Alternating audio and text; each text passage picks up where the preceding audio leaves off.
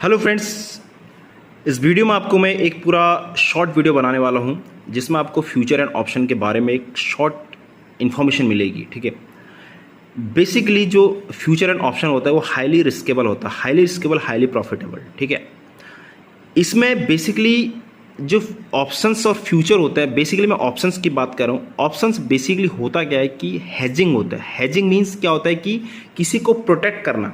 जैसे मैंने कोई मेरे पास स्टॉक्स है, ठीक है, तो स्टॉक्स अगर मेरे पास आज रिलायंस का स्टॉक्स है, वो रिलायंस का स्टॉक्स ऊपर जाएगा तो मुझे प्रॉफिट होगा, अगर रिलायंस का स्टॉक्स नीचे जाएगा तो मुझे मेरा मनी लूज होगा, मुझे लॉस होगा।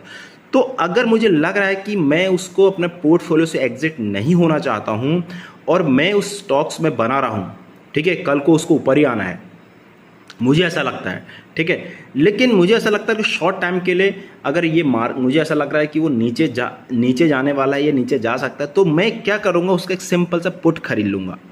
ठीक है, तो उसको बोलते हैं हेजिंग। अगर वो नीचे जाएगा तो मुझे उसमें भी पैसा बना के देगा। वो नीचे जा रहा है तो मेरा उसको हेज कर देगा, मुझे उतना लॉस नहीं होगा, उसका मुझे कुछ ना कुछ पुट से पैसा मिलेगा। ठीक है, ये होता है, सिंपल है। तो इसीलिए जो बड़े बिग इंस्टीट्यूशनल हैं वो ऑप्शन को पैसा बनाने के लिए यूज़ नहीं करते हैं, बल्कि उसको हेजिंग पर्पज के लिए यूज़ करते थे पहले। लेकिन आज FIDIs जो होते हैं, FI ज़्यादा इंडेक्स में काम करता है, तो वो हेजिंग और इंडेक्स में दोनों में काम करता है। ठीक, और फ्यूचर होता है जैसे stock like as a stocks और फ्यूचर में क्या डिफरेंस। स्टॉक्स आपका प्रॉपर्टी है, वो आपका राइट है, वो आपका कब बेचो कब निकालो।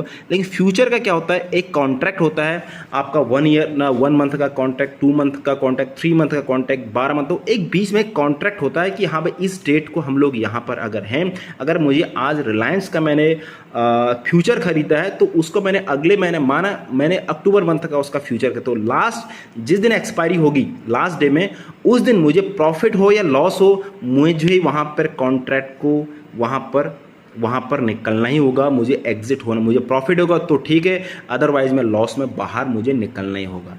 ठीक है, तो ये होता है। और लॉस क्या होता है कि फ्यूचर में आपका लॉस ज़्यादा और प्रॉफिट है, क्योंकि उसका जो क्वांटिटी, अगर मैं रिलायंस की बात करूँ तो 500 के आसपास एक क्वांटिटी होते हैं। या तो आप 500 शेयर लीजिए, तो 500 शेयर खरीदो, कम से कम 6-7 लाख लगेगा।